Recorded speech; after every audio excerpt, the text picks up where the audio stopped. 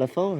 Bah ouais. Ça s'est bien passé aujourd'hui? Je suis là. Salut la Perle, je suis Benoît Solès, artiste et comédien. Bonjour la Perle, c'est Badr Boussabat, professeur et auteur sur l'IA. Ici, on est sur la scène du Théâtre Michel, où se joue la machine de Turing, et on va vous parler d'intelligence artificielle et d'art de théâtre. Alan Turing était un mathématicien anglais. Il est considéré aujourd'hui comme le théoricien de l'informatique et par extension de l'intelligence artificielle. Pendant la Seconde Guerre mondiale, au moment où les Allemands étaient vraiment sur le point de gagner la guerre, Churchill, le Premier ministre de l'époque, avait convoqué un peu tous les mathématiciens, tous les petits génies, pour tenter de décrypter cette fameuse machine Enigma et qui permettait aux Allemands d'encoder la position de leurs sous-marins. Si Turing est passé à la postérité, c'est parce qu'il y a réussi. Grâce à cette fameuse machine, l'ancêtre de l'ordinateur. La machine de Turing n'est pas une intelligence artificielle avant l'heure, mais effectivement, elle a participé au développement de celle-ci. L'intelligence artificielle, c'est une entité qui se nourrit de données pour essayer de créer un service ou de répondre à un besoin dans la société. Il y avait ces deux aspects-là, l'espèce d'instinct que ça pouvait être une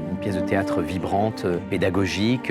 Je pense qu'Alan Turing était peut-être à la fois expert et à la fois artiste. Il était homosexuel, il a été condamné pour ça par la loi de l'époque. Ce faisant, il est devenu à la fois un génie, un prophète et un martyr. Un des plus beaux messages qu'il nous laisse au-delà de ses inventions, regarde tes propres différences avec lucidité, courage, et regarde celles des autres avec bienveillance et curiosité. C'est l'histoire d'un homme qui court.